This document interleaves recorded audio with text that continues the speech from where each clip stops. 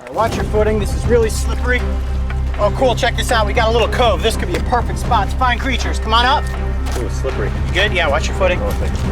All right, it's going down in the... Oh, there's an eel. Nice. No, it's a sea snake. Where? Right there, right there, right there. Yeah. Got it. Look at that. There's no question about it. This is the most lethal snake species I have ever handled.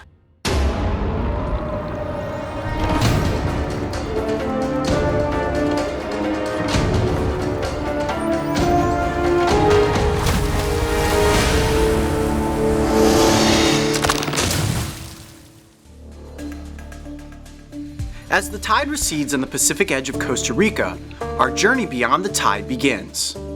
Climbing over the washed-up skeletons of trees, my feet hit the water and splashed through the shallow remains of the ocean. My eyes keenly locked into every shadowy pool, and my mind racing with excitement at the thought of the creatures I may stumble upon. You never know what you will find in a tide pool, and that is what makes them a mystery.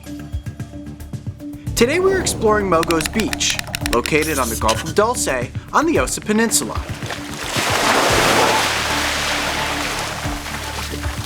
Okay, we have now landed on Mogo's Beach.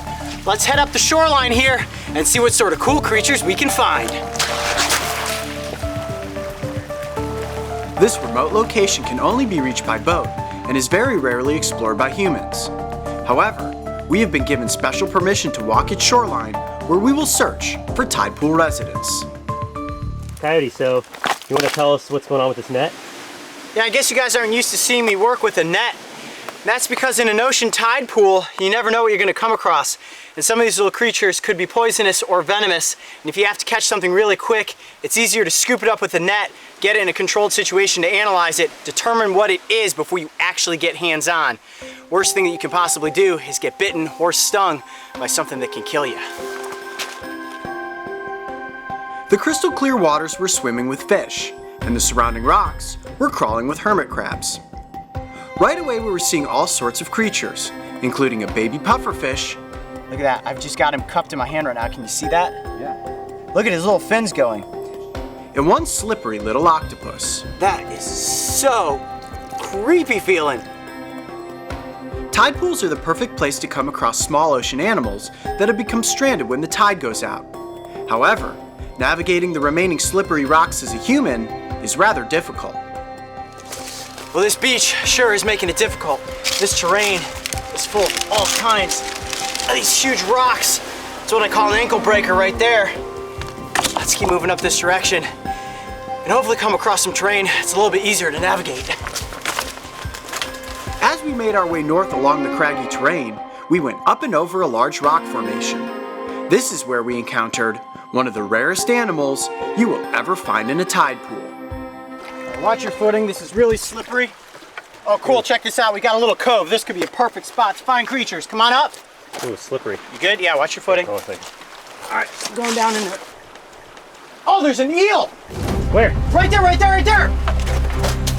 I got it! Nice. No, it's a sea snake! Yeah. Got it, look at that! Woo! Dude, oh, you all right? Jeez, yeah, I'm okay, I'm okay. Obviously, it's pretty slippery, but look at that! Whoa. Holy cow! That is a yellow-bellied sea snake. All right, be careful because they are incredibly venomous. Hold on, let me get him out of the net. Whoa, careful. Okay, I got him. Nice. Come here, buddy. Wow. Whoa. Okay. Oh, he's trying to bite me. All right, I got him. There we go. Wow, look at that. I see all those little tiny teeth in there. This snake is incredibly venomous, so I need to be as careful as possible.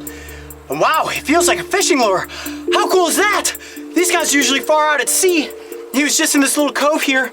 Must have gotten stuck when the tide was going out. All right, let's take him back up over the top of the rocks here onto the beach and get a closer look. Oh man, this is so cool.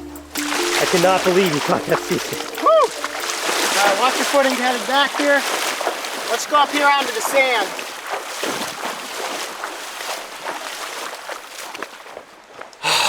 Check this out.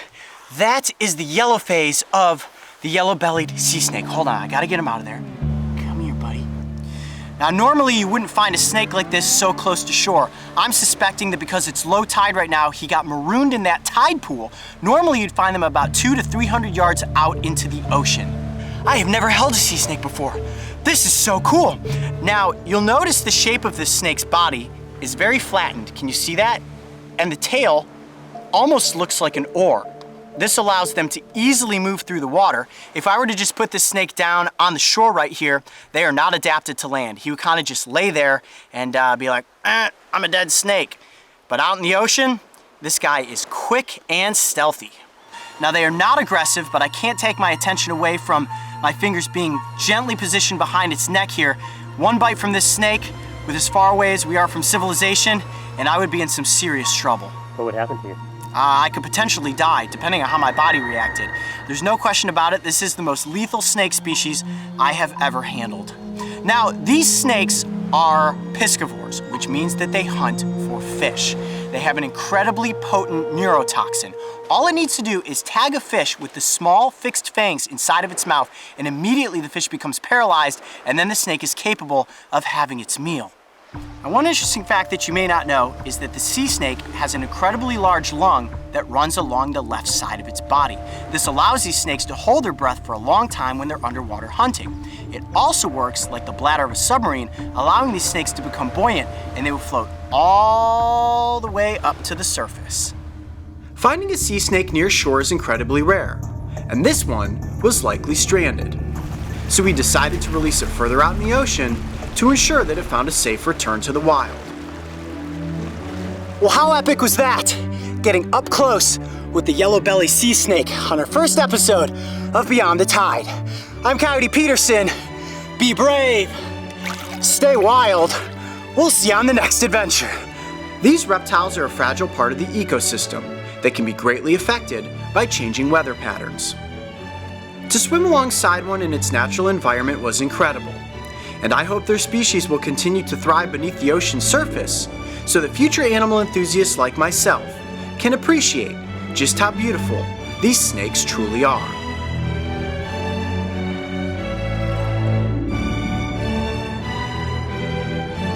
The tide pools of the world are filled with mysterious creatures, and if you enjoyed this first episode of Beyond the Tide, make sure to subscribe to the Brave Wilderness channel so you can join me and the crew on our next big adventure.